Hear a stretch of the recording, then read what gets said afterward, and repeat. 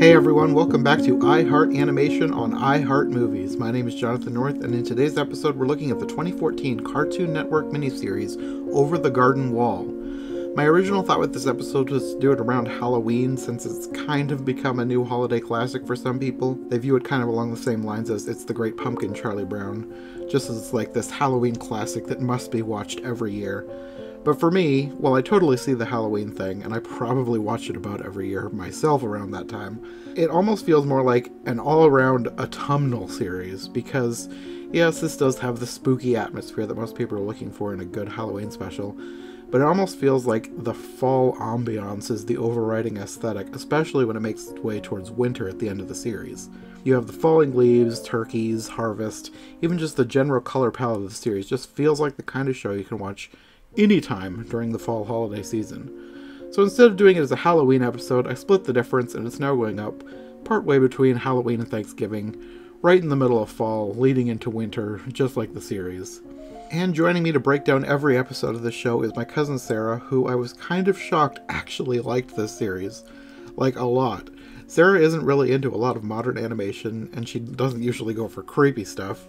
I never even really planned to have her watch this. I originally just brought it over to share with her sister Sasha, who shares a bit more of my taste, especially when it comes to modern animation, but at some point I ended up telling Sarah about the show, and this is probably at least 2 or 3 years after it initially aired, and she was actually kind of curious, so I played her the first episode thinking that'd probably be enough for her.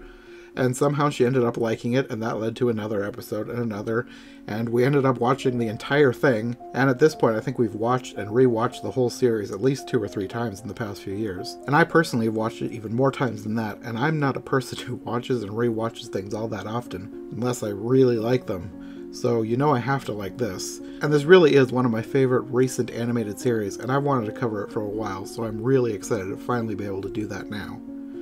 Okay, I think that's all for now. Let's get into this extra long episode of iHeart Animation, talking about every episode of Cartoon Network's Over the Garden Wall.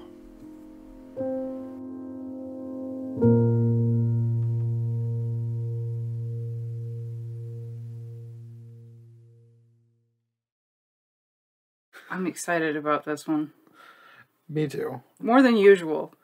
There's just something about this series that I really like, and I was pleasantly surprised that you liked it as much as you did. Kind of like the Czechoslovakian Alice or whatever. Well, that one I would say is more of a surprise than this. Yeah, that is surprising. But still, either way, I really liked this one, and I'm glad you did too. I think it's when you look at it from the perspective of history.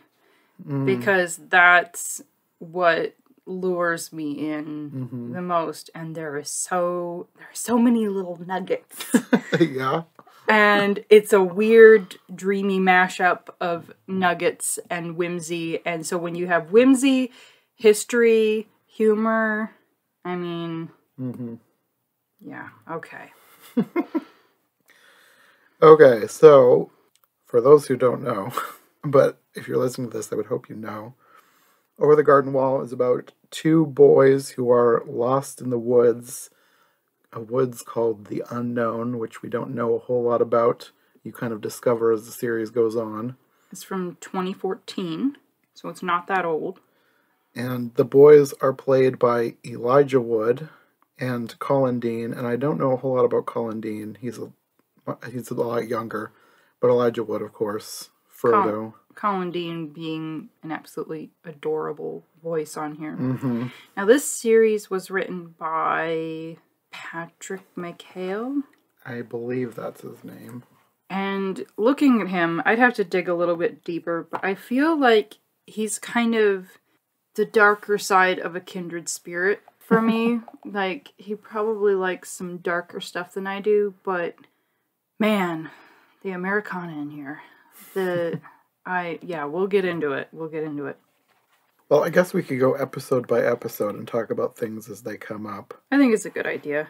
And it also, if you haven't watched this series and you don't want to know what happens, you need to stop listening, because we're going to talk it over, pick it apart, and have fun with it. And if you like Zero Surprises, listen, but even with as much as we're going to pick it apart, you'll probably find stuff yourself if you keep rewatching, because it's just so loaded with things. Every time I watch this, I notice either something that I'd forgotten about or something that I didn't notice before. There's just so much hidden in this show. In the beginning episode, something that I didn't really think about was that it starts with all of these little vignettes of characters that come up later, which are clues to what's going on. It's so layered.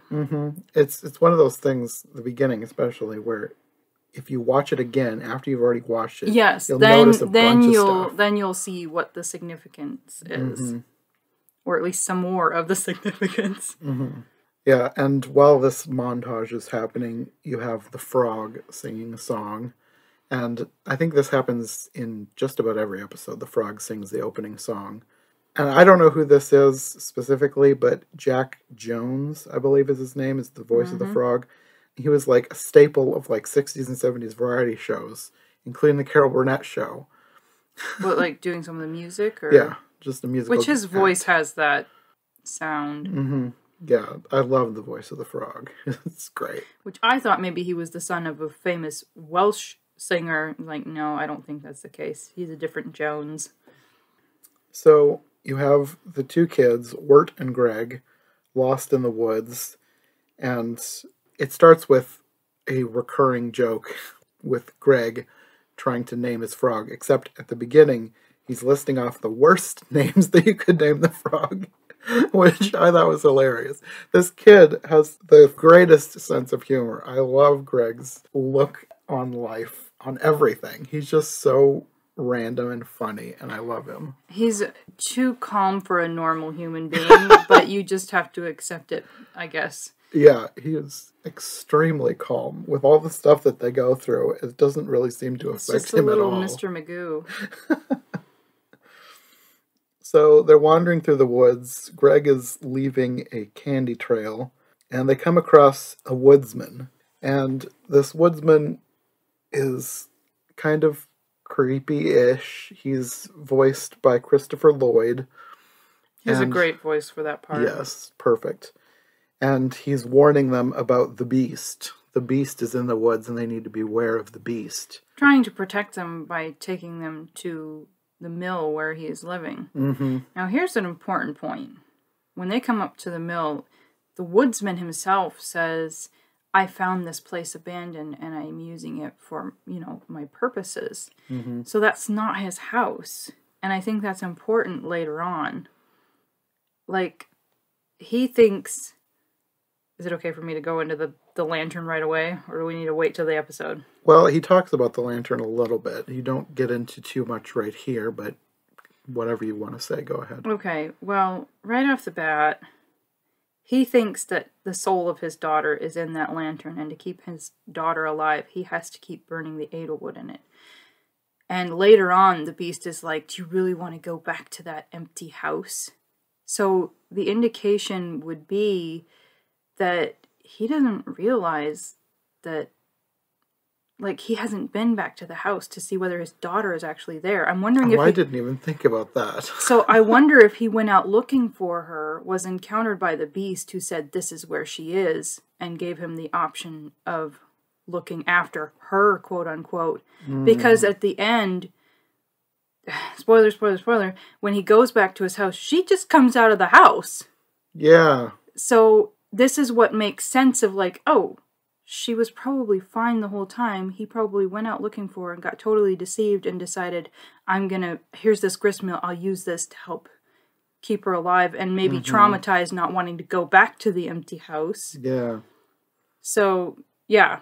I didn't even think about that. That's a really good point. But it's easy to miss at the beginning. You just assume, okay, this is where this guy lives, unless you're paying attention to, oh, you found this place? Yeah. Yeah. And he's probably put in even more dire straits, at least in his mind, when it gets wrecked, which is what is about to happen. Yes. They encounter a beast, not the beast, because something has been following their candy trail. Yes. A giant, hideous wolf with glowing eyes. And this is another point where Greg's look on life is, it's the perfect break from what would be a terrifying scene. Absolutely horrifying, like horror movie worthy. The wolf he's like opening his mouth, he's like he's gonna eat him in this barrel, and Greg looks up at him. You have beautiful eyes. Like that's going to stop him, like, you have beautiful eyes. I just love the way he thinks about things. Kind of makes me think of that one movie with Amy Adams, like, oh, it's not Ever After, it's the one Enchanted? Yeah, where the homeless guy comes up to him like, you have a really nice smile, or something like that. You are not a very nice old man. Anyway, but no, everything's getting wrecked, and how do they fix it? They didn't really fix it. Well, not the gristmill, the dog. They end up climbing up onto the roof, and the wolf bursts through the ceiling onto the roof after them. And I don't remember exactly how it happened, but the wolf ends up falling down off the roof into the wheel of the mill. You see, Greg had put a piece of candy in his candy trail on top of a black turtle. The black turtles can have a bad effect. The dog ate the black turtle, turned into this hideous beast, but when the dog falls, the turtle gets spewed out, and he's returned to a normal dog. Which, another thing, if you're not paying attention, you'll miss that this is Beatrice's dog. Mm-hmm. And we'll get to who Beatrice is. Technically, Beatrice was in this episode very briefly, because she meets them right before they meet the woodsman. And, okay, and right. then she flies away. Right, yes. But she has like a proper introduction in the next episode. Okay, and so the woodsman is distressed over the state of his repurposed gristmill and sends them off to find a village to get help. He was trying to help them, but they're kind of left on their own in the dark. Yeah. Well, we could be hard on the woodsman for that, but he's probably not in his right mind. He's kind of traumatized himself, so... He may not have felt like he could properly keep them safe. I don't know. I don't know what all was going on there. But this is also a dreamlike state where people could question whether all of this was real or a dream, too. Yeah. And dreams don't have to make total sense. That's another thing. Okay. We're going to get to this later, but there is a possibility that throughout this whole thing, Greg and Wirt are basically drowning in a pond and fighting for life, and this whole dreamlike state is, I don't know, either a reality or a metaphor or some kind of purgatory, quote-unquote, and that would kind of make sense as to making decisions as to whether they are going to keep hope and survive, but I totally want to think of this as its own reality as well, so... people can go crazy with however they want to interpret that. Okay, so moving on to episode 2, which is called Hard Times at the Huskin Bee. Husking corn, if you're wondering what a Huskin Bee is. You have Wirt and Greg. This is where they meet Beatrice. That's another thing.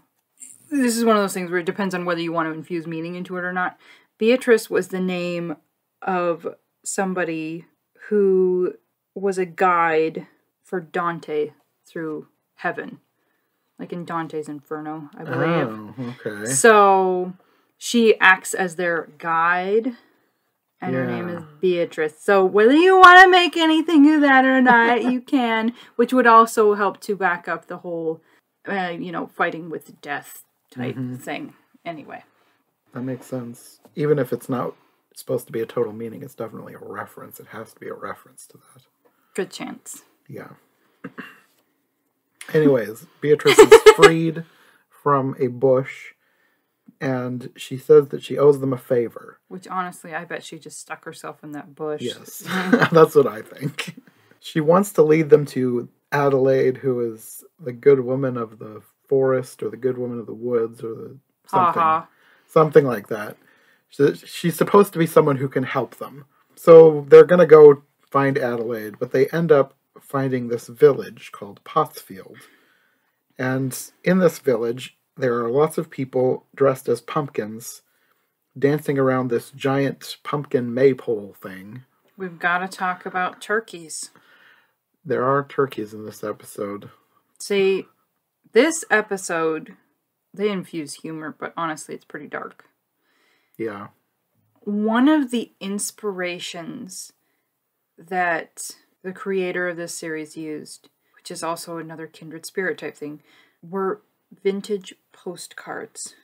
So when I was That makes perfect sense. I've seen a lot of weird vintage postcards. So when I was researching this series, I looked up Halloween postcards, and there were not only jack-o'-lanterns, there were pumpkin people. In this episode, it's loaded with pumpkin people. And lots of black cats. You find out later, and sort of at the beginning, that there is a black cat involved. Black cats can also be said, I think, to be guides of the dead. So if you want to go for that dark reference, please, people, adopt black cats. They need love. I got too many inappropriate references. And of course, if I had 7 black cats, people might judge me. So, I don't know. I don't know. People need to... Anyway, there is a Black Cat Day that encourages adoption of black cats. Little side note. But,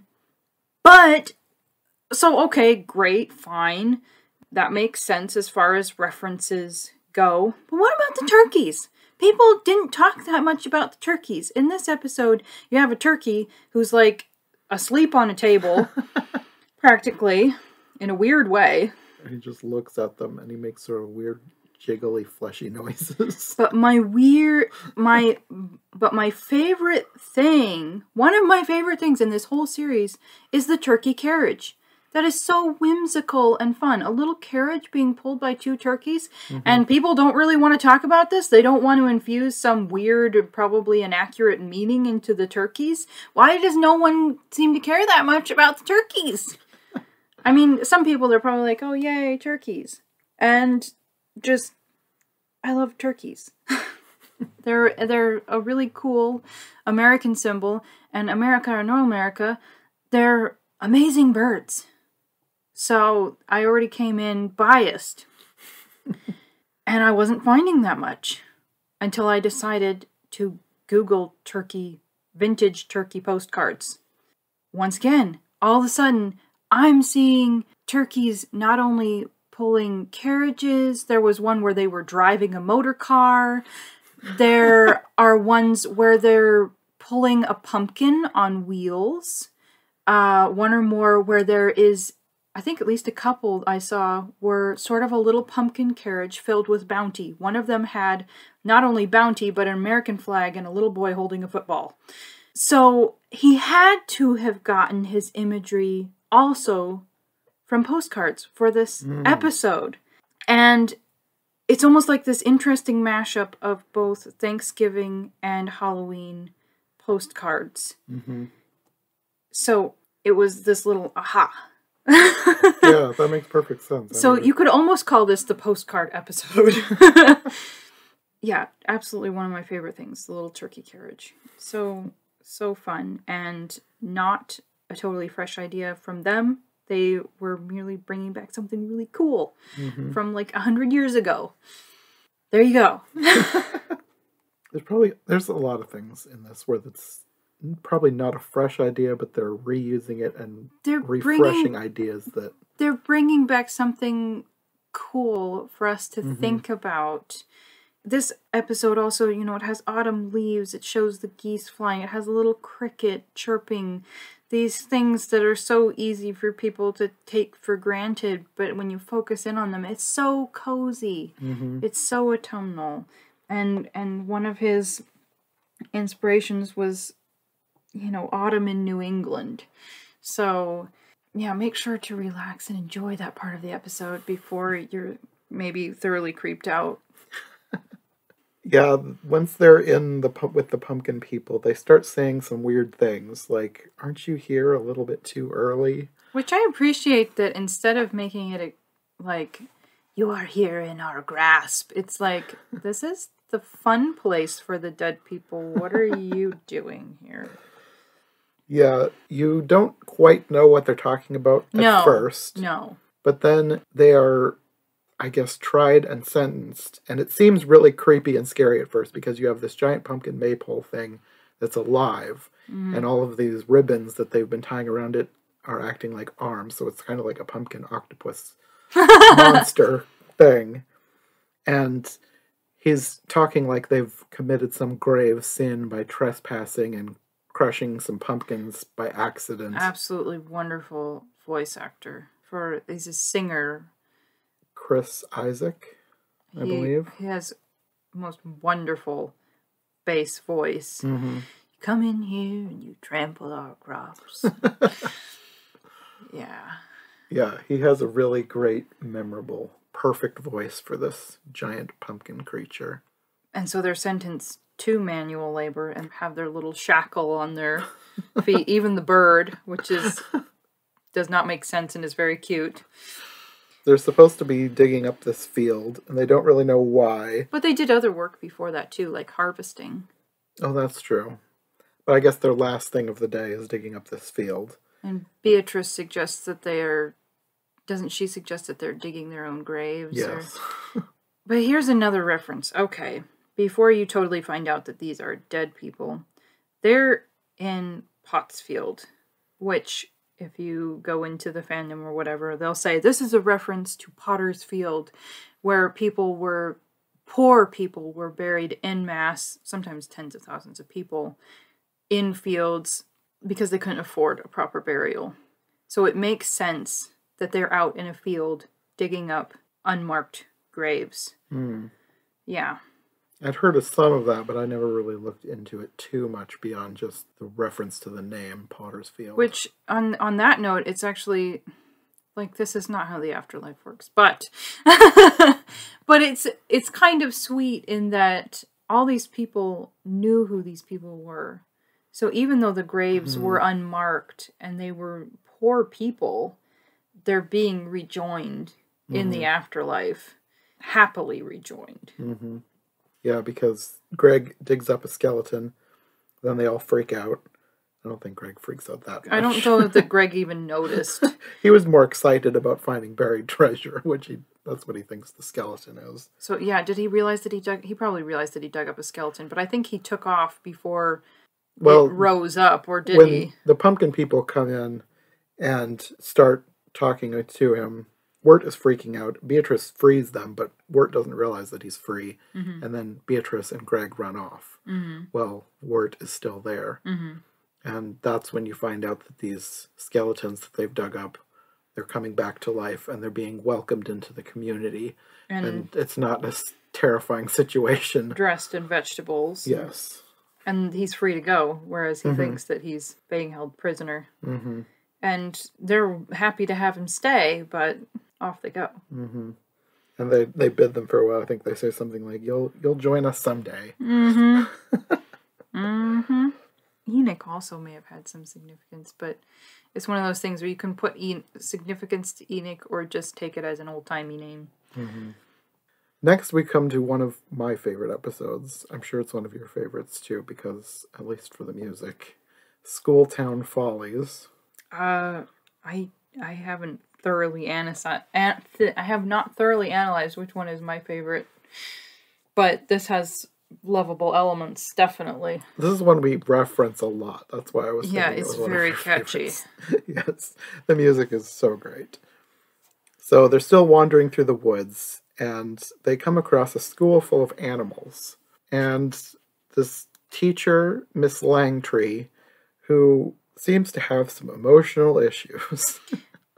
This episode, the costuming seems very early 1900s to 19 teens.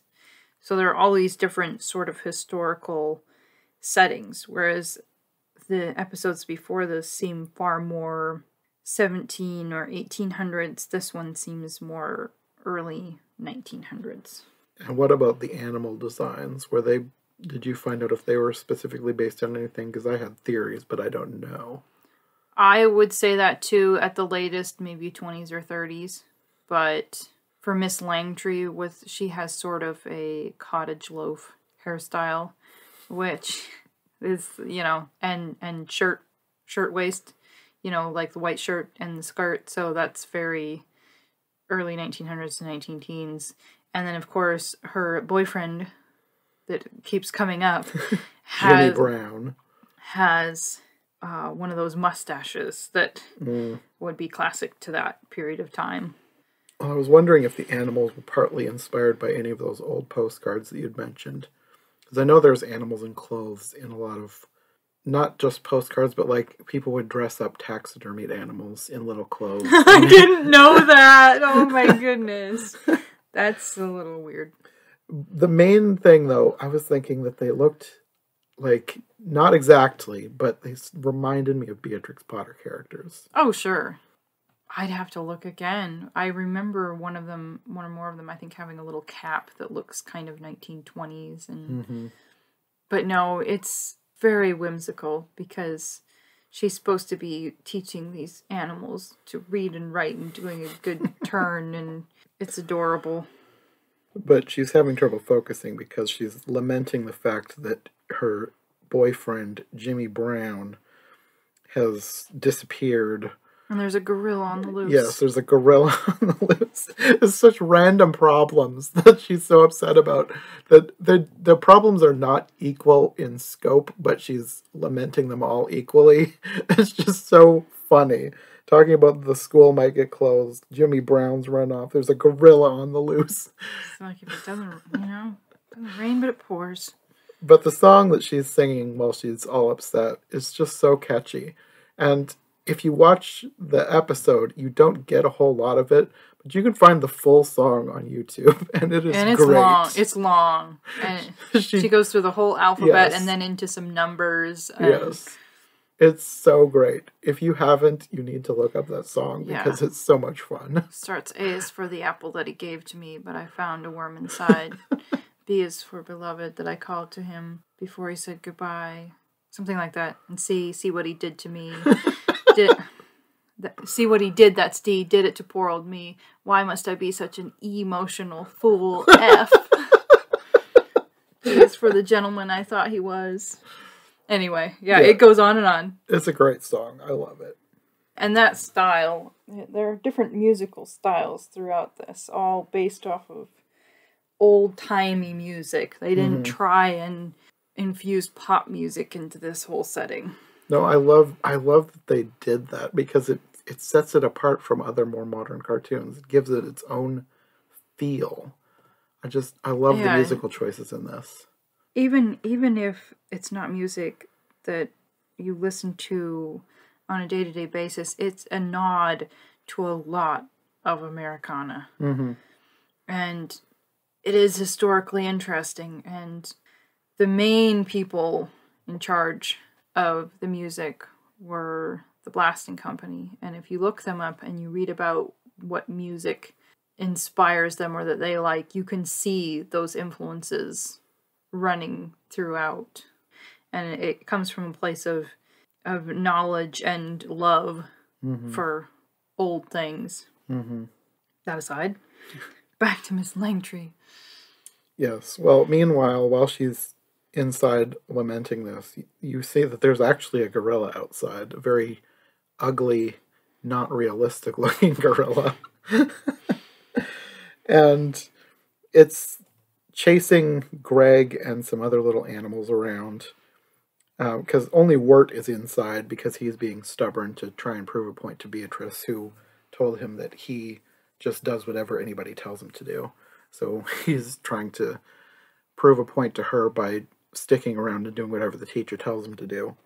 And at some point, Greg makes his way inside, and it's mealtime, where you get another great song, Potatoes and Molasses. Like, if there's only one song that you remember from this, not because it's the most poetic, but because it's the most catchy, this might be the one that you go away singing. Yes. The thought of putting molasses on potatoes sounds horrible to me, but I love this song. It's very cute. And then you have the animals playing instruments, which the school teacher's father comes in, and this is just not... This isn't what the school was for. He takes away the instruments, and he seems like the bad guy, but he's really not, as you find out later. Yes, they're all sent to bed, but they sneak out in the middle of the night, and the old man Langtree is in the woods lamenting everything that's going on. And he's wearing this giant coat. Like, he's really skinny, but he looks enormous because of this coat. That, I don't know why they did that. It's one of his standout features to me. Probably to make him look intimidating at first, but then to realize that he's not. And he's really a vulnerable person. And it's all this plot exposition of like, now he has to, he's talking to himself, he has to sell these instruments to keep the school going, and then there's Jimmy Brown and the gorilla, and like, they're not having a good time. But Greg has his own plan. He says, let's go steal his stuff. But he had a good purpose for it. Yes. As he gets up a benefit concert with the animals, so the animals get to keep their music and the school. Mm-hmm. And in the middle of this concert, the gorilla attacks, but it falls over and the head falls off. And it's Jimmy Brown. He's been stuck inside a gorilla costume for I don't know how long, because he got a job in the circus so he could buy a wedding ring. For Miss Langtree. Yes. Which, that is one of the beginning vignettes. You see a circus and you see a gorilla in the circus. So just know that that's what's happening there. Mm-hmm. And it all works out. This is one of the most positive episodes, really. Because, I mean, they're all positive, I guess, in their own way. But with this one, it's almost its own little story within the story where, you could almost set it apart. Where you have the dilemma and it works out and they're happy. Mm-hmm. Very quickly, within about 11 minutes. Yes. Yeah, these episodes are all pretty short, but when you watch them all together, it feels like a long movie made up of shorter scenes. Something like that. Doesn't really feel like that long of a movie either, but... Probably about 110 minutes, eh? Yeah, probably. Because there's 10 episodes. Yeah. So, not quite 2 hours. But they're so interesting that it's easy to keep potato chip mentality, keep going with them. Oh, and did you have more to say about the episode 3? No. Okay. Episode 4, I have stuff to say about this one. Yes, I think this one's called Songs of the Dark Lantern, or Song of the Dark Lantern. This one, they come to this inn. The beast is upon me! They've stowed away in a cart. Yes. And the guy driving it is freaking out because he says the beast is upon him, which you find out later probably is totally accurate. Mm-hmm. And they fall out of this cart at this creepy tavern, or inn, or bar, or whatever you want to call it. And it's full of people who remind me of early animated characters, especially one in particular. Here's the catch, though. This is so colonial. Like, the building looks like a old New England building. And the way the people are dressed, presented inside of that building is very colonial. But then you get a very interesting 1930s mashup with colonial days. Or, I don't know, probably extend into maybe 1700s. If you want to distinguish. Well, I don't know if they would have had... Maybe put it at 1700s. Maybe for this one. Somewhere in there. Go ahead. Well, I was just going to say, the one that stands out to me the most is the main innkeeper. The one who... She looks like Betty Boop. Yeah, her eyelashes look like Betty Boop. She looks like a colonial version of Betty Boop. She talks and sings like Betty Boop. Mm-hmm. I have another weird coinky-dink for you to go along with that, which is probably a stretch, but I kind of want it to be a thing. Okay, you know the Highwayman? Yeah, the song. In this scene, there is a highwayman who sings this creepy song and does this weird dance about how, basically what a bad guy he is. How he makes ends meet. Okay, maybe this is not based off of that, but somebody was likening the Highwayman's song and dance to a 1933 Betty Boop cartoon where Coco the Clown sings and dances. Okay, stick with me. The Highwayman, his song sounds a little bit to me like Louis Armstrong. This is where I'm adding my own stuff, because Louis Armstrong did a song in 1928 called St. James Infirmary Blues, which has its own long history and didn't really originate with Louis Armstrong. The Highwayman's singing style sounds more like Louis Armstrong to me. But this 1933 Betty Boop cartoon where it's Snow White, but weird Betty Boop Snow White. They have a part where Coco the Clown is following behind Betty Boop, frozen in a block of ice, basically sleeping like Snow White. Yes, it's weird. Snow White is weird.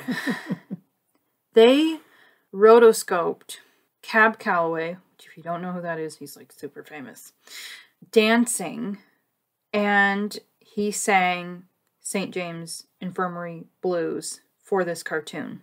So somebody felt that The Highwayman was based off of this cartoon where Coco was dancing, which makes the connection even stronger for inspiration if you have this Betty Boop character along with this other Betty Boop character. It's weird. Maybe they didn't have that in mind, but they probably did. I wouldn't be surprised. It's just this very strange mashup of jazz age / cartoon influence along with 1700s.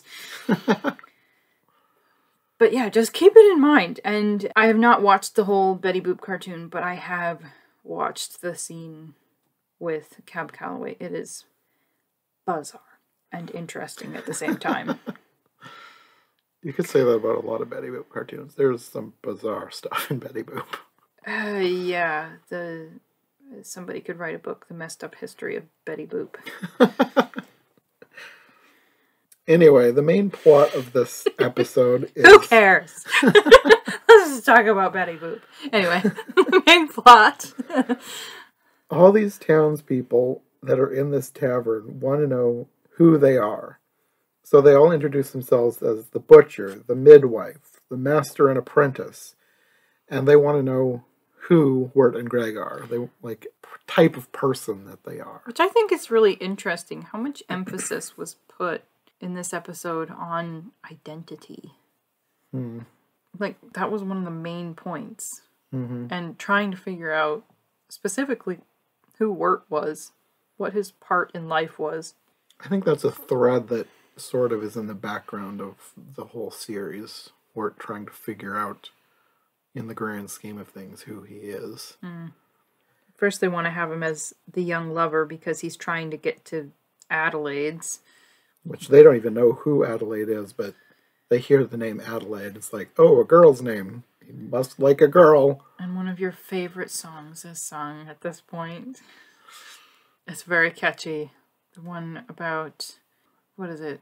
Little boys going courting or something. Oh. I wouldn't say that's one of my favorite songs, but that specific line about the wedding day does pop through my head more than... It's catchy. Yeah. And it's sung in a really weird style. And yes. Not creepy, just funny and silly. But he's trying to explain that, no, that's not the case. He needs help. They're trying to figure out where to go. And they now think that he's a pilgrim. He sort of is, but not really. Yeah. If you want to infuse lots of extra meaning into it, you could. But somewhere in here, he mentions the woodsman and the beast, and they all freak out. And then there's a song about the beast. And you kind of get some more backstory on the beast here. And this is where you find out about the lantern. The beast turns people into trees so that they can be made into oil, so that they can be burnt in the lantern. Which the woodsman, I don't think, realizes. I don't know that anybody fully understands the beast or the woodsman. But now that they have this connection in their head, they think that the woodsman is the beast. Which is not so. Mm-hmm. So they're leaving, and meanwhile, while all this is happening, Beatrice has met a horse, Fred the horse, voiced by Fred Stoller. I don't know if they named the horse after the voice actors or what, but he has a very distinct voice. So they flee when they see the woodsman. Once they have fled, you have the beast appearing to the woodsman, and he says, "Be sure to keep the lantern lit, or your daughter's flame will go out." And that's where you... But I think it's also in this episode where the woodsman is trying to warn the boys about, what, does the beast feed on those that lose hope? There's this really poetic type, intense warning that he's trying to give to the boys, but they get away from him. And it helps to set up this idea that the beast, I suppose he could be described as lost hope and despair personified. And it's only when people lose hope and despair that he can consume them. So it's really rather deep. And it keeps making me think of Pilgrim's Progress. Because there's this part where Christian and I think he's with Hopeful at the time accidentally end up as prisoners in Doubting Castle under the oppression of Giant Despair. And Giant Despair has a nasty wife. I can't remember what her metaphor was. And just how they have to try and bear up and not be crushed by despair, and how they finally make their escape. And it's very, allegorical, metaphorical, but the beast makes me think of that scenario of needing to keep up hope and escape despair. Little companion reading if you want to check that out. It's very, very good. It's not the same thing, but it's from from the 1600s, so could kind of be loosely tied in. It could have been something that was maybe a vague inspiration, maybe something that they had to read in school that stuck in the back of their mind. I kind of doubt it, but I like making the connection. But it is an important point as far as the beast is concerned, because those who keep hope are not consumed by him. So that's the end of that episode, and the next episode is called Mad Love.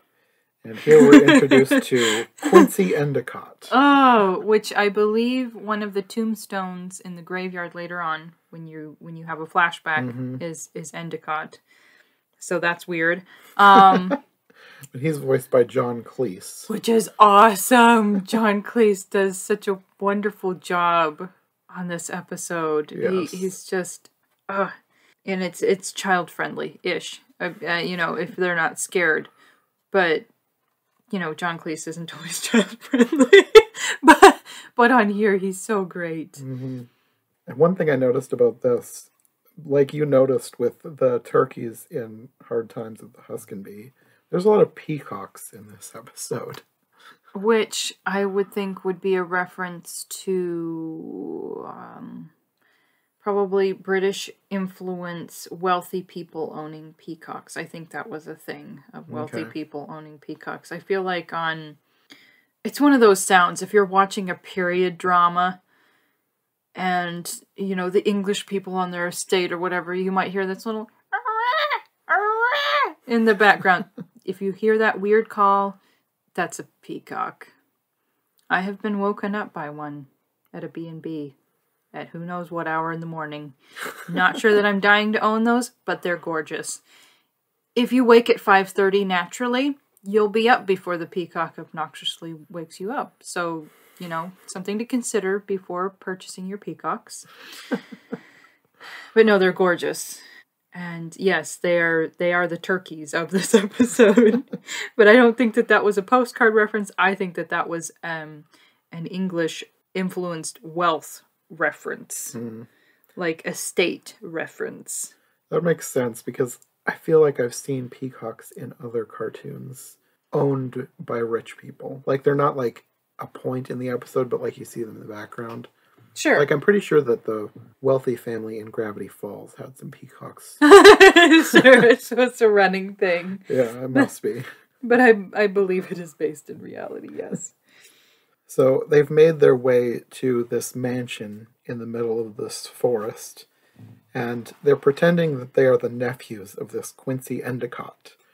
And I love Greg. He calls him Unky Endicott through the whole episode. Because why not?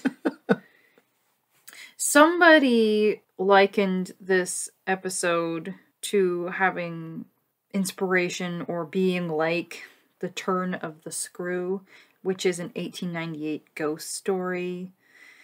Because as you progress, this sort of turns into a ghost story, and it's not the same thing, but maybe there was some inspiration. Who knows? Their main goal here is that they need 2 cents to take the ferry to Adelaide. So Beatrice, I guess, is she wants to straight up scam this guy. Yes. Even though it's only 2 cents, they could just ask for 2 cents. And Wirt's not having it until he starts realizing this guy is really, really rich. The one thing that I thought was hilarious was that once Fred the horse gets wind of this, he says, "I want to steal." Just randomly.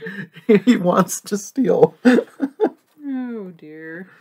But Quincy is telling them about, this is what you mentioned, the ghost story. He's seen something. It's like there's this part of his house that he doesn't remember building, and this painting of this beautiful woman and this ghost woman, and he's in love with her, and he's afraid to go back and look in case he's crazy and it's not real. But Greg really wants to see a ghost. So meanwhile, Beatrice and Wirt are trying to find money, and the rest of them are off trying to find this ghost. And Endicott and the ghost see each other, and they both faint, and all might have been lost, except for there were still people who were conscious, who were able to connect the dots that this was not a bad situation. These were real people. They were 2 people whose houses had, I guess maybe they just kept building, and then eventually they got connected and then never knew that they were connected. And they each had a plaque with their own name in the greenhouse. They are both tea barons. And here's another history reference which totally escaped me when I was watching it.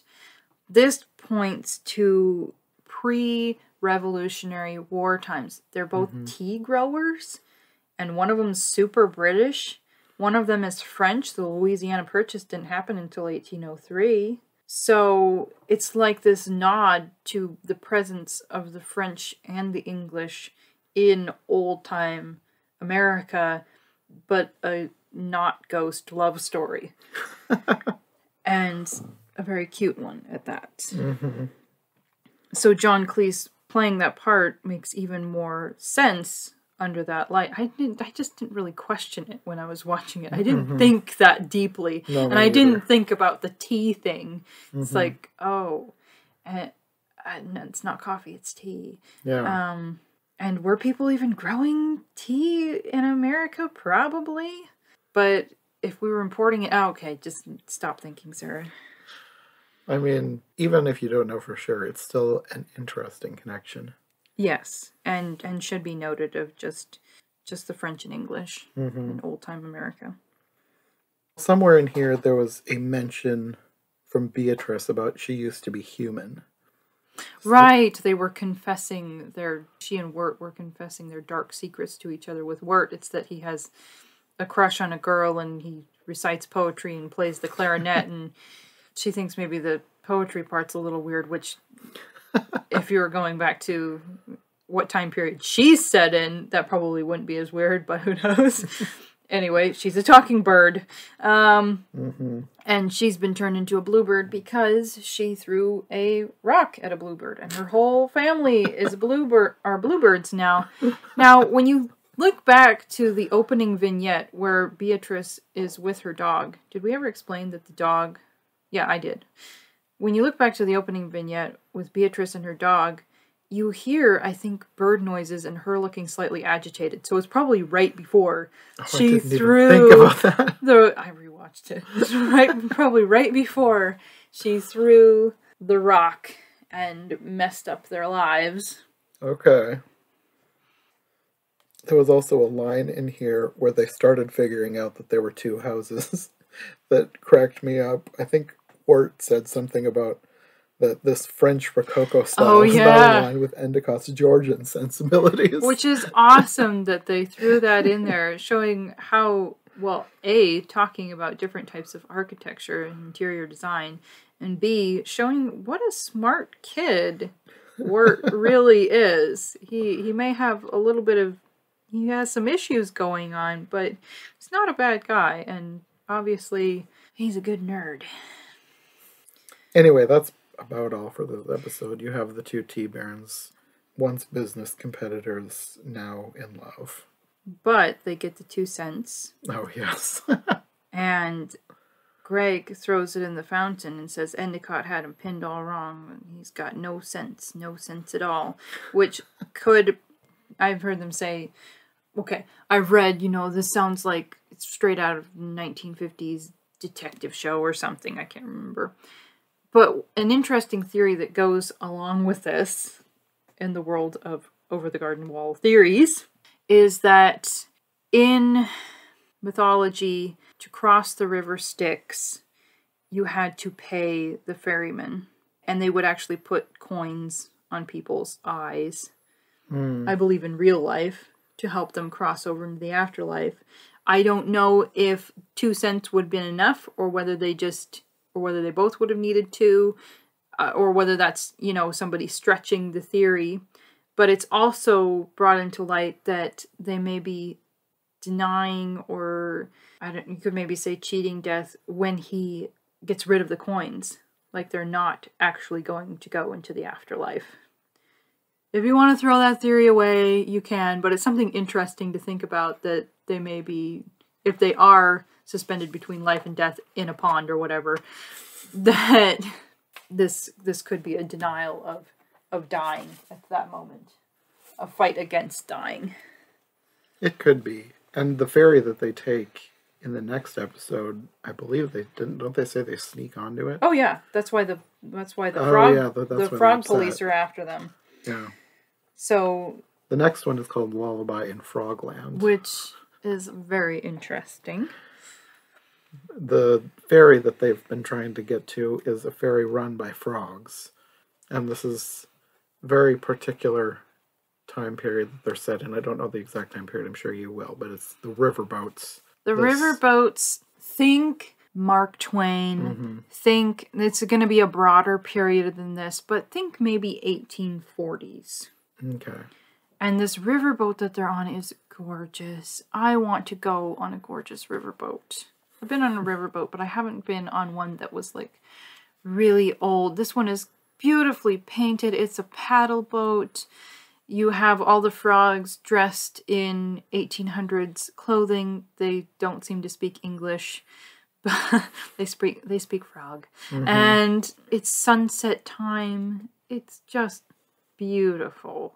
Beautiful and bizarre at the same time. It's lovely. It's over the garden wall. There's a lot of music here, too, because the frogs have this little band, and they put together their own little show or whatever.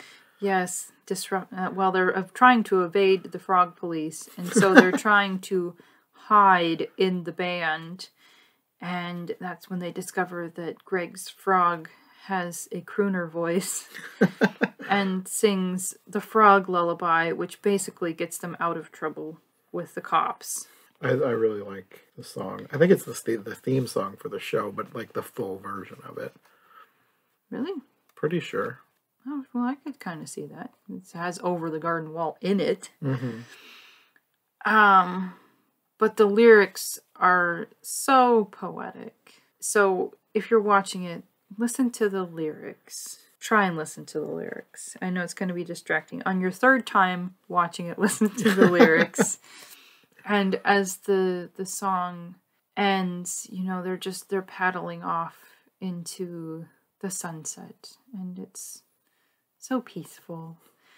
And at this point, Beatrice and Wirt, probably between the last episode and this episode, they're starting to learn to appreciate each other. Mm-hmm. And Beatrice she basically doesn't want to take them to Adelaide's anymore because it's a trap. Mm-hmm. They disembark from this ferry, and it's nighttime, and all the frogs go and hibernate in the mud, all wearing their clothes still. Greg wants to hibernate with them. At least sleep there for the night in the mud. Mm-hmm. And they want to give Greg's frog a contract. Because he's such a good singer. And, looping back. These frog people, they added some really fun elements into them on the boat. Because you have, like, a little boy frog who has a lollipop with a bug in it. And they're smoking bubble pipes. I think frogs may have been racing on water beetles. And not only is the boat beautifully painted and everything, but the whistle on the boat looks like a throwback to 1920s and maybe even 30s cartoons with the way whistles were designed. So be on the lookout for those fun elements as well. But now on land, things don't seem to be going well for the boys anyway, because Greg thinks that he's losing his frog, and Wirt sees Beatrice fly off without them.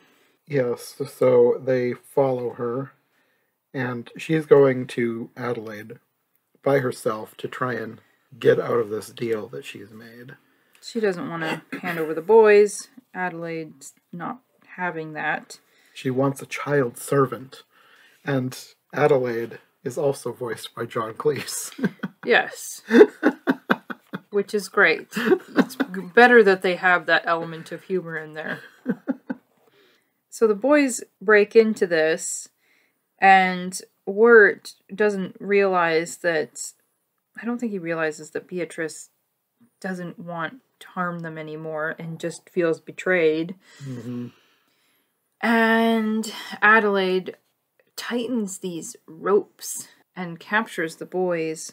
What should be noted that I didn't notice is that Adelaide's shawl has a black widow pattern on the back of it, and the ropes are like a spider's web that the boys are being caught in. And actually one of the models for her character had extra limbs like a spider, but they thought that was too distracting and got rid of it. Interesting.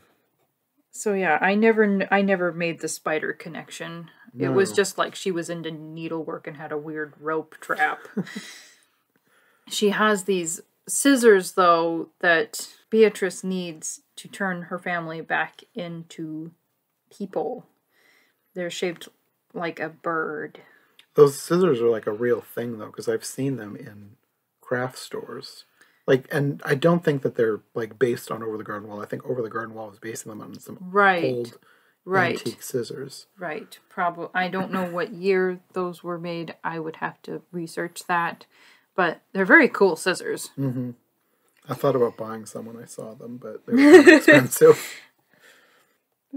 And the boys managed to escape. You find out later that Wirt managed to somehow get a hold of these scissors. Or was it Greg? Either way, Wirt had the scissors. I think Wirt had them. Yes, it's good that he had them. Who knows what Greg might have done with them if he had them. But Beatrice opens a window, and for some reason, this makes Adelaide melt. Yes, the fresh air. She says the night air is poisonous. And I don't know if that's supposed to be a reference to something or what, but... But didn't she say something about it being, it's so fresh, or something like that? She might have. I don't know. It just, and Beatrice is like, breathe it in, lady. So the boys should have had an idea that she was on their side, but that didn't seem to translate very well. Either that or it was just so ticked that he had been deceived to begin with. Sometimes, yeah, there's that temptation to punish people that were mad. Or maybe he felt like he couldn't trust her after that. I don't know. And if you notice, there's this music when she is being taken down that a lot of this music seems to be played on an old upright piano, which has such a distinct sound.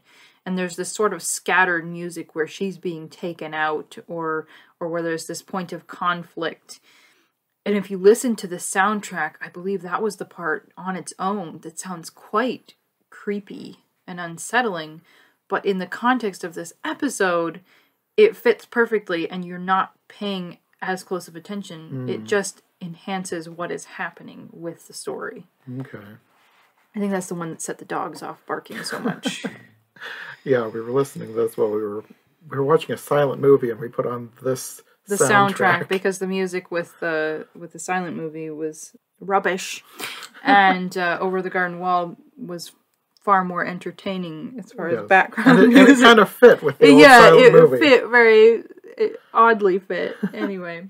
But we were watching this outside because it was the middle of summer, and it was just nicer outside at night. You got to the creepy part of the soundtrack, and my dogs were like, "This is a bad deal. What's going on?" Yeah, it's something about it just set them off. Yeah, which if you do listen to it by itself, it's pretty it's unsettling, but it fits perfectly with the story here. Yeah. Then in the next episode, we move on to her sister. Yes, this episode is The Ringing of the Bell, and it stars Tim Curry as Auntie Whispers.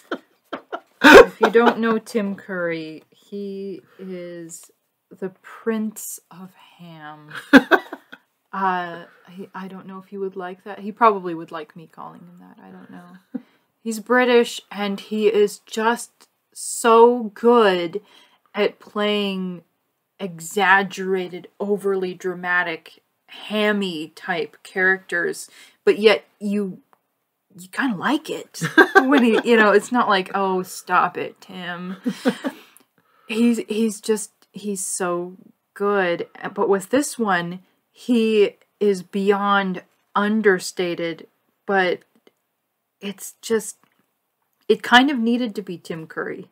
Yeah. If they had done creepy witches' voices to go along with these witch sisters, it would make these episodes harder than what they already are. Like, well, this one especially, the one before it with Adelaide, that's not that bad. It could have been made probably pretty disturbing if she had been creepier than she was.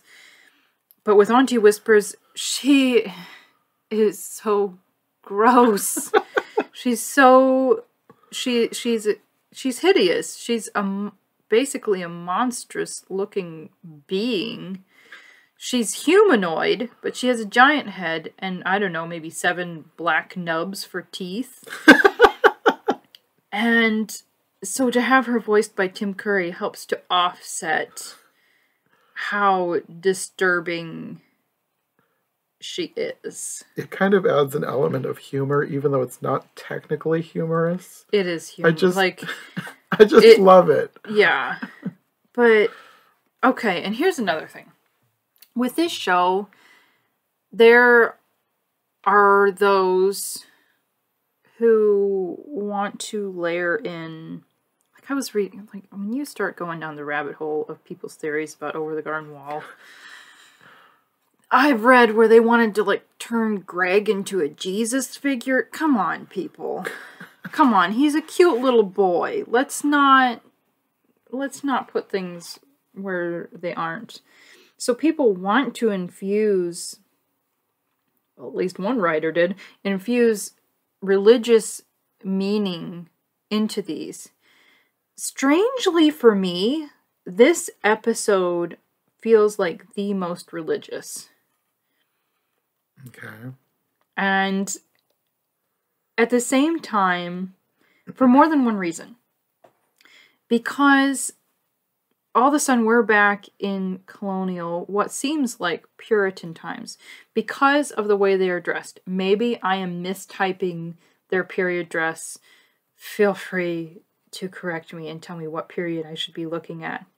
You have Auntie Whispers, which I thought this was also a very interesting choice. She has a long black cloak, which has gotten muddied, which I think is pretty historically accurate if you're wearing a long black cloak and you're going through New England dirt. And she's wearing a white cap, and her servant girl, Lorna,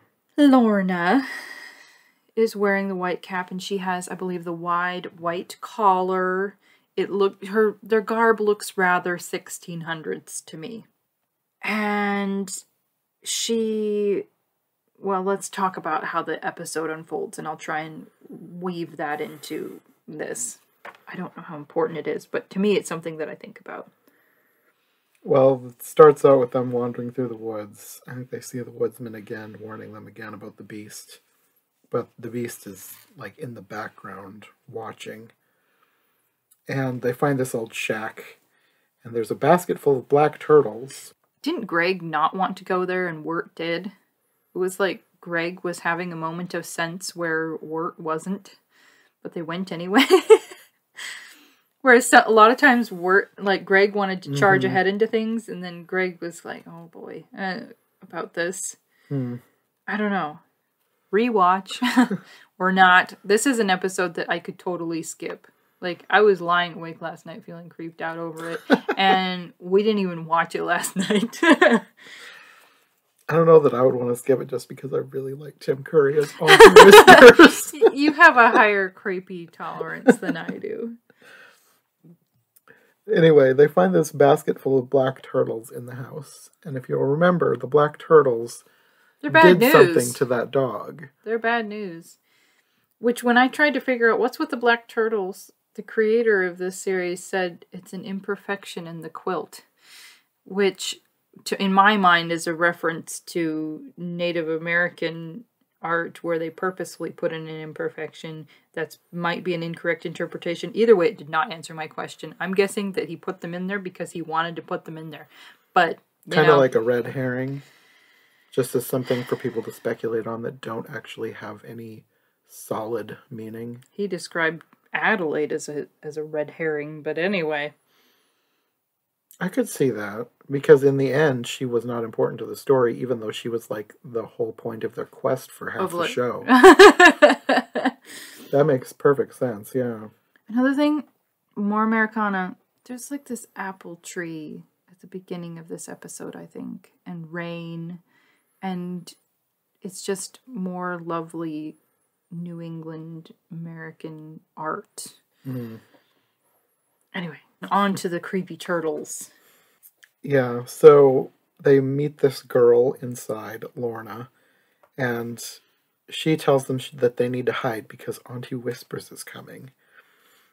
And Auntie Whispers comes in, I can smell the children. Yeah, she seems so messed up. Yes, the way she's talking, you think that she eats children. Yes. And then it turns out that she eats turtles. Yes, she thinks that it's just the turtles that she's been smelling. So Auntie Whispers eats a turtle. Yes, and it sort of sounds like she's kind of crunching on it, but I think she just sucked it out of its shell, because the shell... She gets rid of the shell, yeah. Yeah, it's like a pistachio. She orders Lorna to do one or more things. And she talks like Lorna is ill, like there's something wrong with her. She says something like, keeping you busy is the only way to keep the evil spirits from driving you to wickedness. And the way she's talking, it sounds like she's some sort of zealot.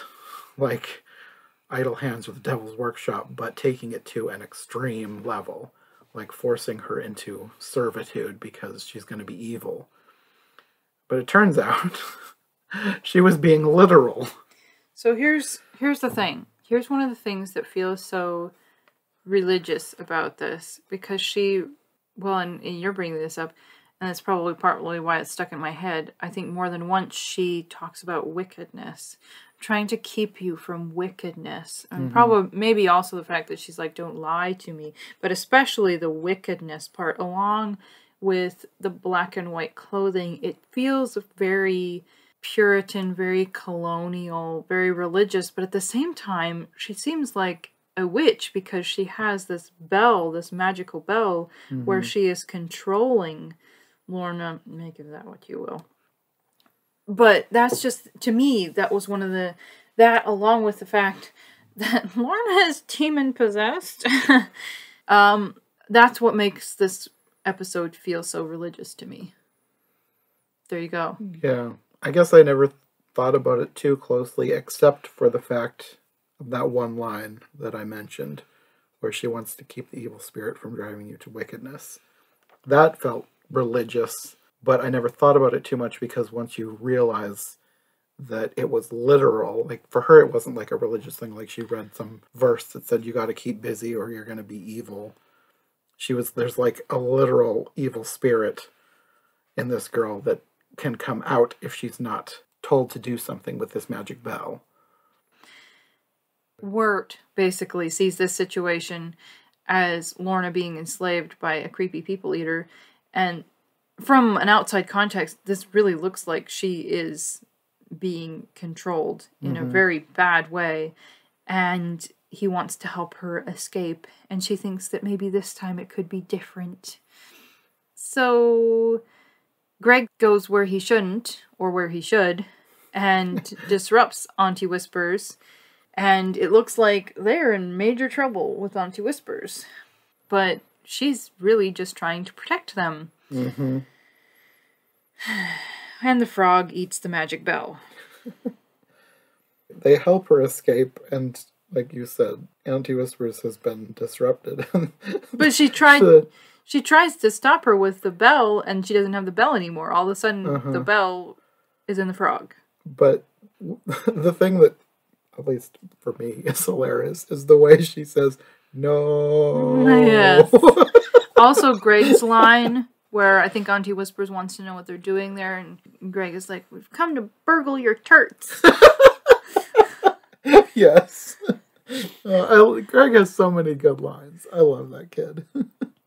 So they think that they're doing a great thing, escaping, and this is the part where I needed to look away. Yeah, I think Auntie Whisper says something like, she will devour you. And it turns out that Lorna is the one who eats people, not Auntie Whispers. Because she's possessed of an evil spirit, and she turns into this horrible demon beast. And, like you said, the frog ate the bell. So they ring the bell inside the frog, and they say to her, go away and never come back. And apparently that's all that needed to happen, because basically telling the evil spirit to go away. Yes. So it flies away, and she's free. And I was thinking, why didn't Auntie Whispers try that? Maybe she didn't think about it. I'm guessing. Let's just assume that this was not a codependent situation. Auntie Whispers is sad, though, that she's not needed anymore. Yes. But at the same time, I think she's nice enough that if she had thought of it, she would have helped her to begin with, instead of having that whole situation. Yeah. This is another thing where at the beginning, you have a little vignette of Lorna in, you could probably call it a crypt, but it's probably not a crypt, of very meticulously stacked bones.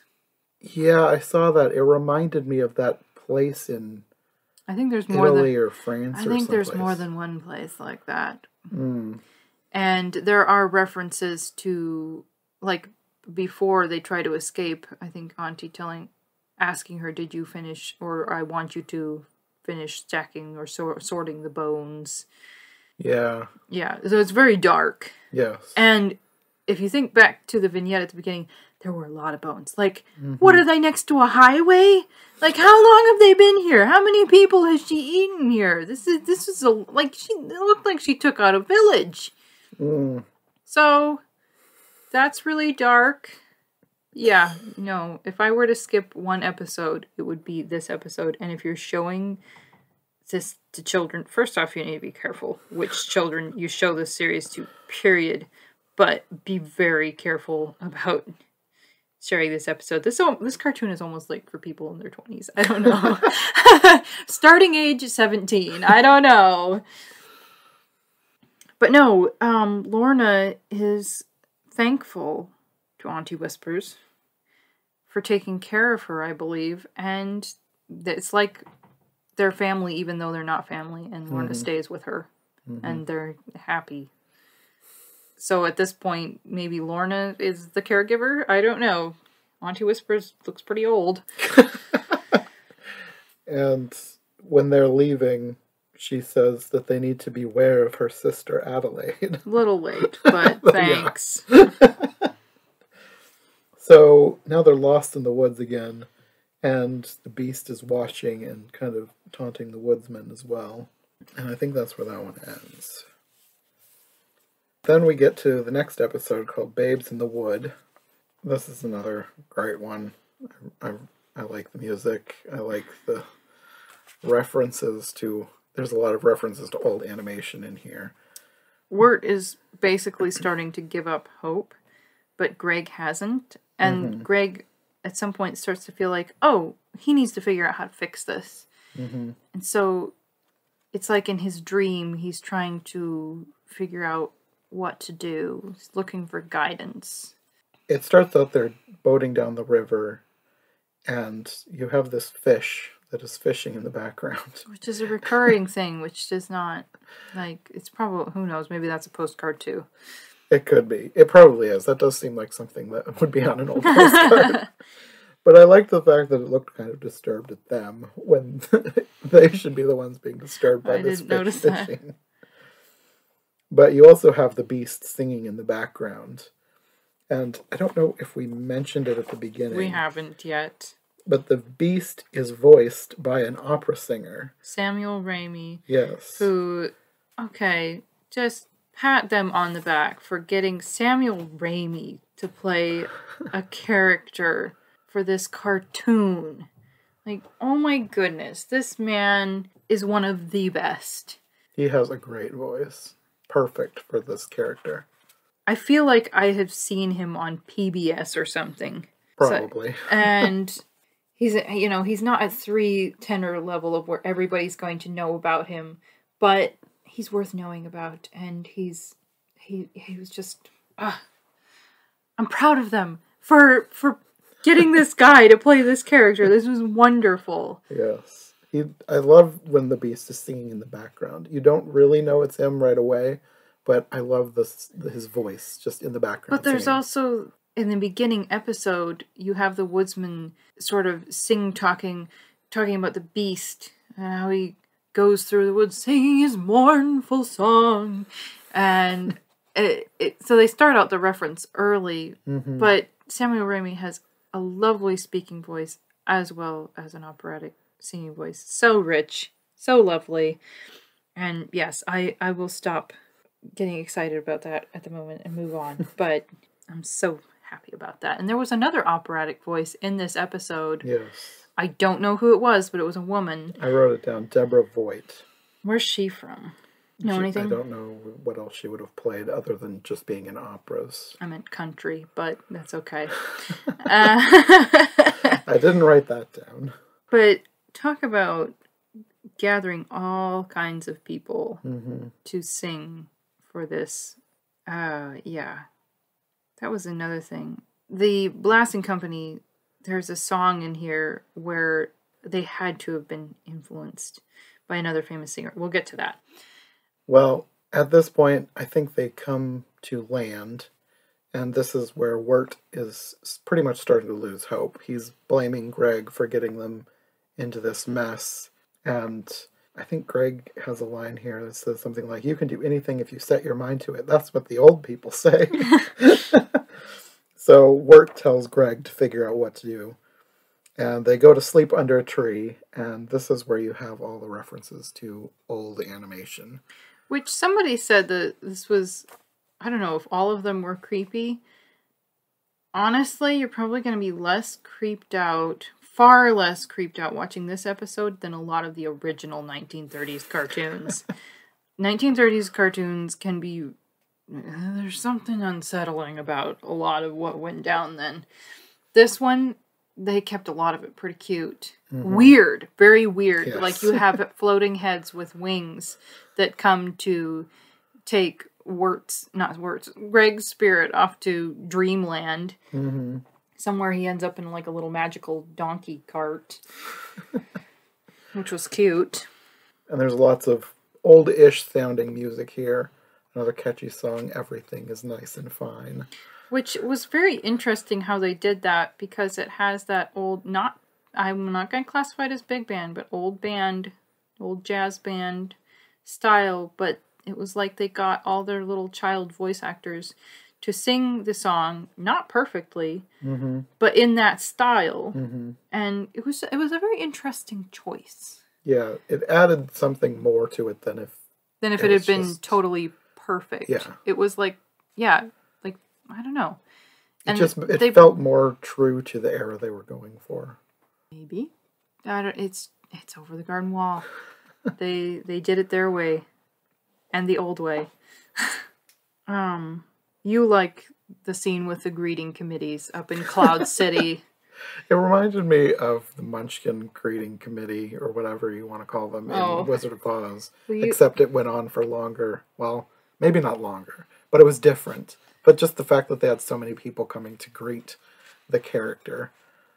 In this case, Greg. In that case, Dorothy. I like that they threw in the women's greeting committee, and they made it a little fancy, like, we're the auxiliary greeting committee.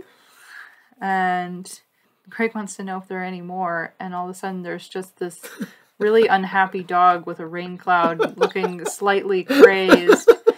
It's like, well, that's enough. I love that. And this is very, very 1930s cartoon. Like, if you missed any other references to old cartoons, if you can't get it in this one, then you've never seen an old cartoon in your life, probably. Yeah, no, this is just like, all the animation is straight up 1930s animation.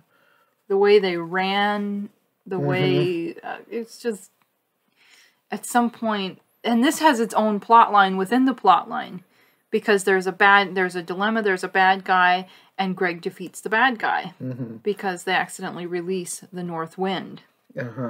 And they kind of tie it back to the real world, too, because the old North Wind is blowing, and it goes back to the real world, them under the tree shivering as the wind is picking up. Almost like an Alice thing of how much is reality influencing the dream.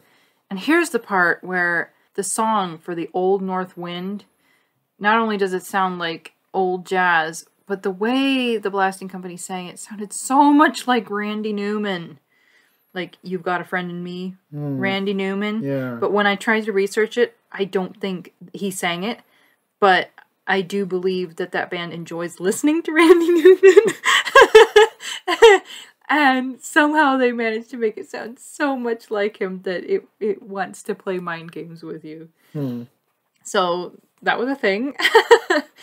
But yeah, you have this little cartoon fight in a cloud cottage. And Greg emerges with the North Wind in a bottle that says Old Windbag. And he, for his valiant effort, is granted a wish by, what did she call herself? Did they call her anything?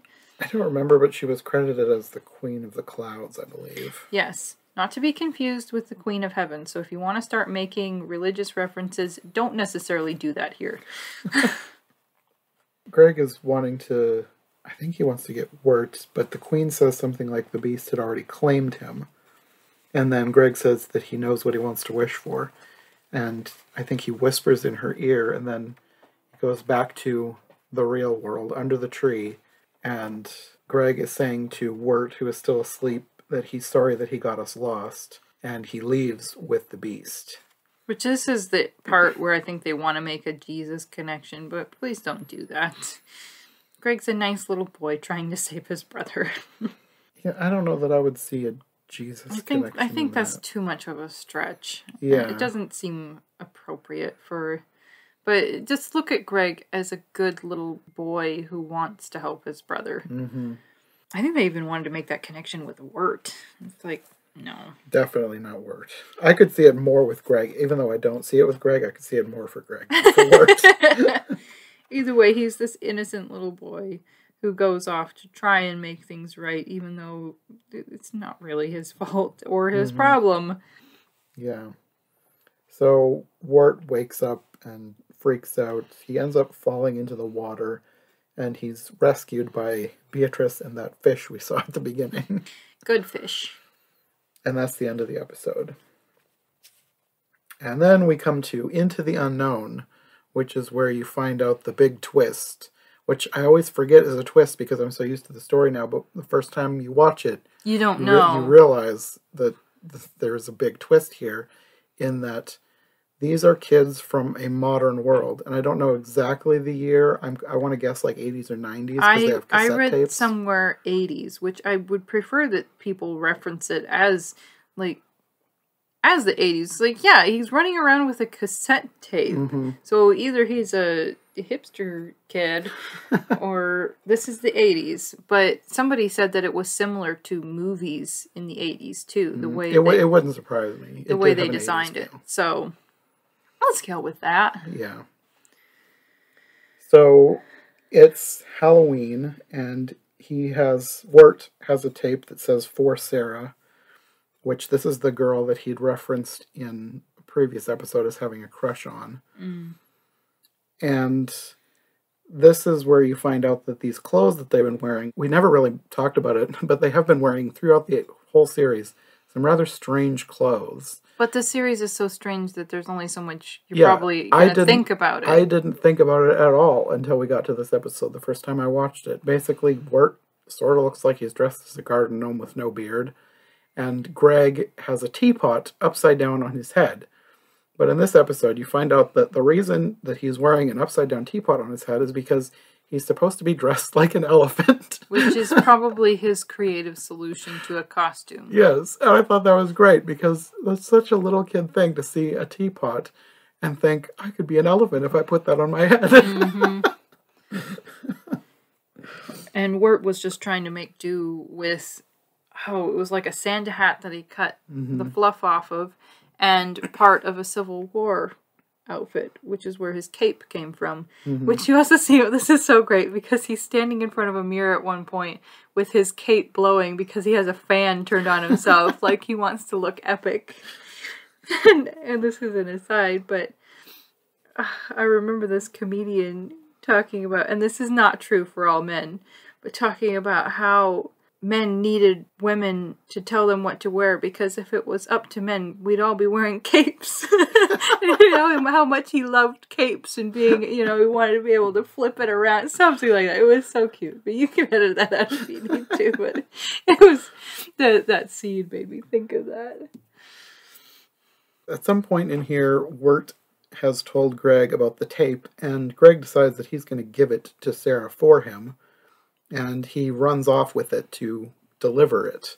They're sort of intercepted by these girls, which aren't mean girls. They're just regular high school girls that want to tease him about it. And that he has to hurry up because they think Jason Funderburker is going to...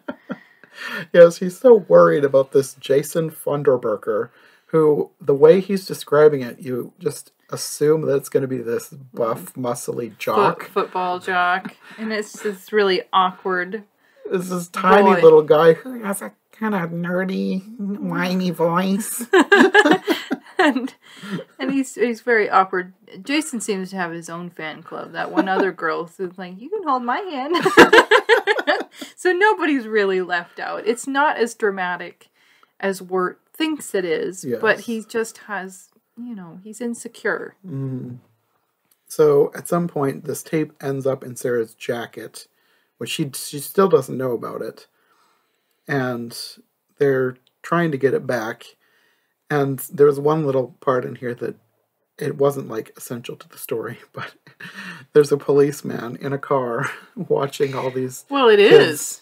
Well, he does turn up later, but he's watching these kids crossing the street, and there's two kids dressed like robbers, and he uses his police microphone. He's like, "Hey, kids, you're under arrest." No, I'm just kidding. Happy Halloween. and what was the other one? Stop running in the street. You're just kidding. Happy Halloween. I liked the policeman. The cop is in a good mood, and he feels like having fun with the kids, which backfires later. Yeah, I didn't really even think about it. That does backfire on him. That is kind of the reason that everything happens. Yeah. So it sets it up. Yeah. So eventually they're going to have this party in a graveyard, and they talk about they're going to be drinking age-appropriate drinks. And this is where you see the grave that says Quincy Endicott. And I don't know that Wirt and Greg, they're like sort of following and hiding. They're trying to find a way to get the tape back. Sarah wanted him to come, but instead of coming straight out, he's trying to sneak there and get the tape back. And Greg blows his cover. Mm-hmm. It's just this silly, awkward teenage moment. It was such a teenage moment. Like, we can see you. Funderburker's trying to tell a scary story and hold Sarah's hand. Like, you can stop holding my hand now. And the other girl, you can hold my hand. But eventually their party is broken up by the police, sort of. But he's kidding again. Yeah, he's like, what is this, some kind of witches gathering? Just kidding. Like, but they're all freaking out. And he wants them to calm down and not get hurt and not climb up on the wall. Because he and Greg are climbing this wall, whereas the others, I think, have scattered in a different direction. Mm-hmm. But they're all scattering. Like, it's an irrational, probably hyped up group Halloween setting of, like, everybody run, it's the cop. Mm-hmm. Even though they're not in trouble. But they end up over the wall. And here's the thing. The whole thing of where does over the garden wall come from, you can try, like, think about it. It's not a garden wall. But the gate to the cemetery says Eternal Garden. I didn't even notice that. I saw a still of it. I don't know that I noticed. I may have noticed the first time that we watched it. Because we watched this series a couple of times now. But as far as I know, you can double check. But the gateway says Eternal Garden. So over the garden wall, all of a sudden is this, it's pretty dark. Yeah. I suppose they meant for that to be nice when they set up, if anybody has set up a cemetery that way, they probably meant for it to be nice, but it sounds rather dark. And I think that makes the most sense as far as over the garden wall. Yeah. Well, that is a very good theory and probably true. But as far as like over the garden wall being where all the dead people are, over the garden wall, in this case, they're outside the cemetery because they leave. Well, they had to go over the garden wall that was the Eternal Garden. Yeah. So either way it works. Yeah, but I just mean like, as far as like if they're meeting dead people on their journey, they're on the outside of the cemetery at this point. Yeah, there's room for theorizing. Yes, there's a lot of room for theorizing. Here's another thing that's cool. Before they fall into the pond, they are on train tracks. Mm-hmm. So already this train, it's not a modern train. Think about it. It was like a steam engine. So as far as hovering between life and death in the pond, it's almost like they are already in an alternate reality as soon as they hop the wall. Because it could have been, just a train left over, but that's not super likely. Mm-hmm. And another thing, if you're not paying attention, or if you don't know, the song that is sung at this time about the train, the style of it sounds so 20s or 30s to me. It sounds so much like, say, Woody Guthrie. And there's this whole, train hobo culture, whatever, in music back at that time. So that's another historical cultural reference. And I believe that either the Blasting Company or the creator of this series, or both of them, were into Woody Guthrie. So I think there's some of that. There has to be some of that influence coming through in that song. And I've listened to that type of music from that period. So to me, that kind of stuck to me as well. Mm-hmm. And just, yeah. But then they fall into the pond. So were they already in an alternate reality, or were they hovering between life and death in a pond? You decide. And that's basically the end, except you pick up where the previous episode left off, with Wirt waking up after falling in this other pond, and he's now in a bluebird's nest, and he sees this bluebird and says, "Beatrice?" And she says, "You know my daughter? Where is she?" So this is Beatrice's family. And I don't know if you noticed or if you read, But Beatrice's mother is played by Shirley Jones. Really? Yes. Cool. And how did he end up in that nest? Like, did she drop him off outside of the tree? It's not like she could lift him into the tree. There were so many bluebirds, maybe they dragged him in there, but that doesn't fully make sense. Well, this fish could sit in a boat and fish, so maybe he could somehow hop away. And we may just have to accept it as part of that universe. Yeah. Either way, it's a very nurturing family trying to take care of Wirt, and obviously Beatrice has left him there. She has this thing of she has to be able to turn her family back into people before she's going to face them again. I don't think they feel that way about her, but she's on this quest. So, hence her family not seeing Beatrice, but being left with Wirt to take care of him. But then Wirt leaves, and the bluebirds they're trying to tell him to wait until the storm dies down, because at this point I think it's like a blizzard. And I think she says, "You'll be no good to your brother dead." And he says, "I was never any good to him alive either." And then he leaves. So he that's one of the things. The woodsman tried to rebuke him at the beginning, saying that he was the elder brother and that he was responsible. And that's kind of a recurring theme kind of throughout this, of Wirt taking responsibility for taking care of Greg, and at this point he's prepared to do that. And I think maybe there's not like intense hatred, but some animosity and agitation. They're stepbrothers, and Greg and Wirt's stepdad have, tried to convince him to join the band. Like, it doesn't sound like they're trying to do anything to hurt him or anything bad like that. It's just that he's having a hard time adjusting. I don't know. Just having a hard time with his current reality and growing up and everything. But now he does care enough about Greg and about being responsible that he's willing to go and risk his own well-being to take care of him. Good maturing in the story. Yes. So now it's the final episode, titled The Unknown. And here you have the Beast making Greg run errands for him. Just random weird errands. Like, he wants him to get the sun, but it's a riddle because he gives him a teacup. So he figures out the problem by putting the teacup on a stump and then situating himself in such a way that if you sit there long enough, it'll look like the sun is setting into the teacup. Clever. Yes. So he's just basically giving him weird little errands like that. I'm not sure exactly why. But it's like Greg never loses hope, but at the same time, he's probably going to freeze to death. Yeah, and you can tell he's exhausted. So at that point, I suppose the idea is for him just to freeze to death so that he can die and turn into... Because I don't know if you completely have to lose hope. You may just have to be lost. I don't know. That doesn't fully make sense to me, because Greg shouldn't... Well, maybe he's just trying to force him to do so many chores that he's going to eventually lose hope, that he's assuming that Greg will lose hope. I don't know. Because he doesn't really know Greg. He doesn't know how much of an eternal optimist that he is. I don't know, but either way, he was turning into a tree, so...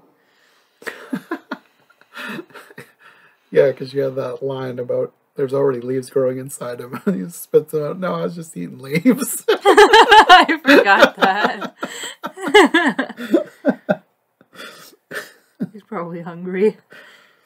I know when Wirt does find Greg again, he has wood growing around him. He is becoming an Edelwood tree. And here's a revelation for the woodsman, because the woodsman never realized that the trees were people that he was chopping up to feed this beast of lost hope. So poor guy, is a very, very deceived character. He's a well-meaning character, but he has a lot of grief going on. When Wirt goes out searching for Greg, he and Beatrice literally run into each other. Yeah. In the storm. And at some point they make their way to the mill, and to me it looks like it's kind of fixed. Like, it didn't look as in shambles as it was when they were last there. But the woodsman was getting desperate for wood. He found the 2 sticks that he had initially tossed aside in the beginning episode. And it's like he's just trying to get by. Like he's running out of this wood. So the beast is probably even more desperate to have these boys turn into trees. One thing that I was going to ask you, and I forgot to ask at the beginning, all this talk about the edelwood trees. Is an edelwood tree a thing? Is that a real plant? I believe so. I didn't know if it was something they made up for this, or if it was a might real mean plant. like whitewood or valiant wood or something. Can you Google it real quick? Yeah, it's kind of like an important part of the story. I might have researched that a little bit more.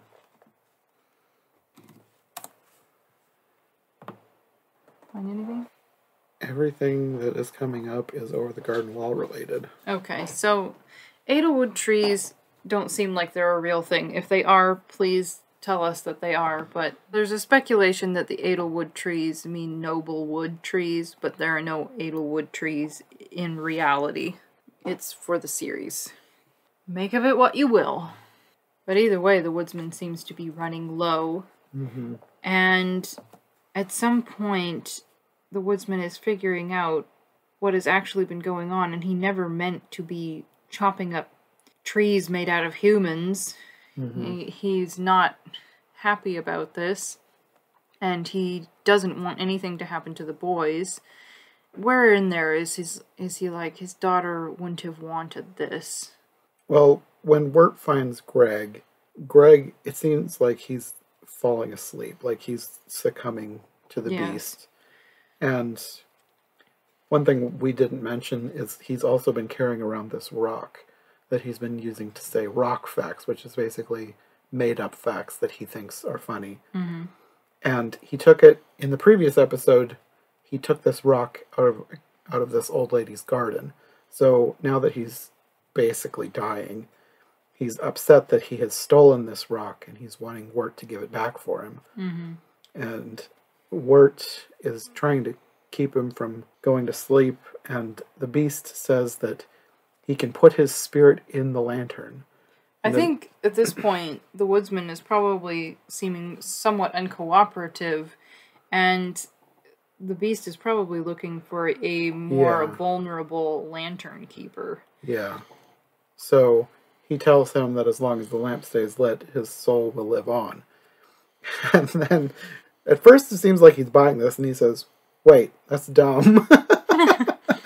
And then he's figured it out. He says, it's almost like your soul is in the lantern. And he gives the lamp back to the woodsman, and they leave. And this is the point where the woodsman now realizes that all this time he's been tricked.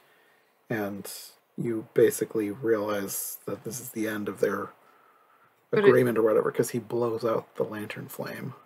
Which took courage on his part, which wouldn't have really been possible if it hadn't been for knowing the boys and having them show what was really going on. But then, when they're leaving, Wirt gives the scissors from Adelaide's to Beatrice. It's because apparently in all the confusion he had somehow been able to take them. And there was probably a line there cut like, themselves free too. Yeah, she's like, why didn't you give them to me before? He's like, well, I was mad at you before. Exactly. Exactly. But then they end up waking up in the real world. They're in the hospital. But I think it shows them, doesn't it show them being pulled out of the pond? I believe so, but I think it's more like images. And then the ride to the hospital, siren going. Yeah, because there's that song playing. So they're back in the real world, but they still have the frog, and the frog still has the bell. So there's even more of a question of... It was totally real. Yeah. It has to be real because they go back into the unknown, and you see that the woodsman has regained his courage to go home. He's on the front porch. There's like a prologue where it's like a montage of all the different characters you've met. Which the woodsman, I think, is probably the most important out of all of them. Because he's sitting on his porch, and all of a sudden his daughter comes out of the house. And I think really all he needed all along was the courage to go back home. And then you see, what do they have for Endicott? Are they just... I think it was him and the other tea baron. Oh, Marguerite Grey. Sounds like Earl Grey tea. Yeah, so you basically get happy endings for everybody, because you get them, and then you have Beatrice with the dog that was the wolf. Mm-hmm. I think there's a little bit with Auntie Whispers and Lorna. They're sitting at a table.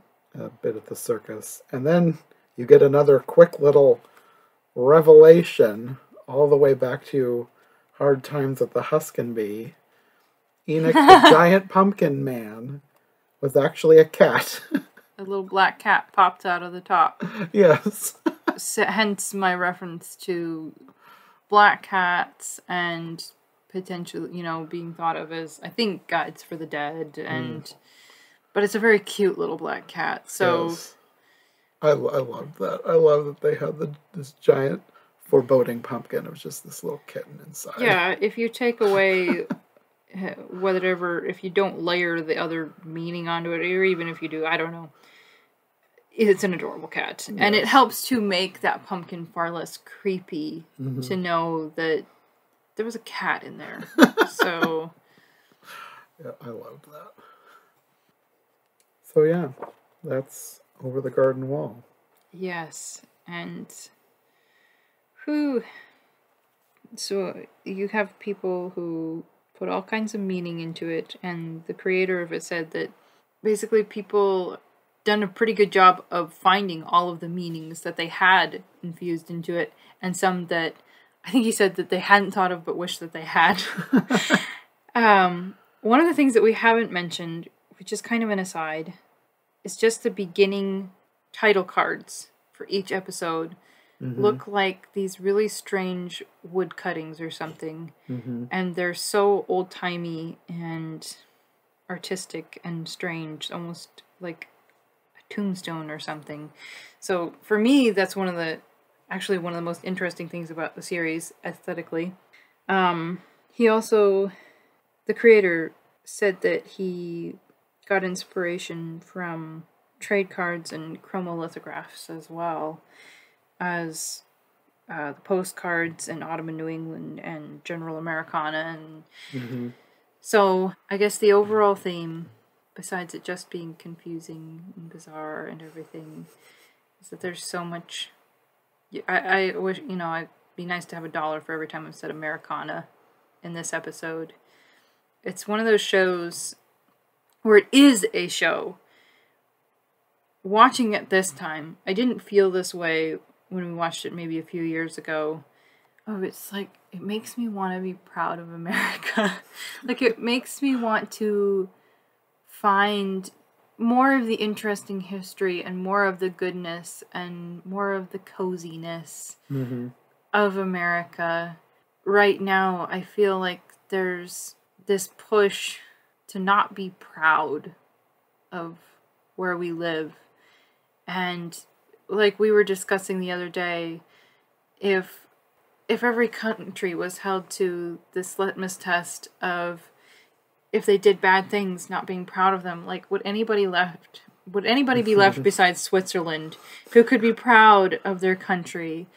And I realized that there have been injustices, but there's also this interesting past that's worth knowing about and not just being so hyper-focused on the present that we miss all the interesting things that happened in the past. And people haven't changed as much as we think they've changed. So there will be recurring themes of human behavior, good and bad, throughout our history, including the present. Anyway. It's one of those things where you have to take the bad with the good and choose what you're going to put more focus on. But if you do watch this cartoon, please let it inspire you to get out of the present and research the past and know more of... Really, that's one of the things. It's not just the people. The landscape in this cartoon points to the beauty of America. And, you know, let that make you think about the diversity and beauty of America. And even if you don't agree with a single human being in the country, you can still enjoy the precious land that you live on. Yeah. There you go. My little sermonette. We gotta figure out some way to wrap up this podcast. Might as well do it with soapboxing. Yeah, that's probably as good a place as any to call it a day. Love America. And maybe watch this cartoon, depending on how much creepiness you can handle. Okay, well, I guess that'll be it. And we'll see you next time. Bye.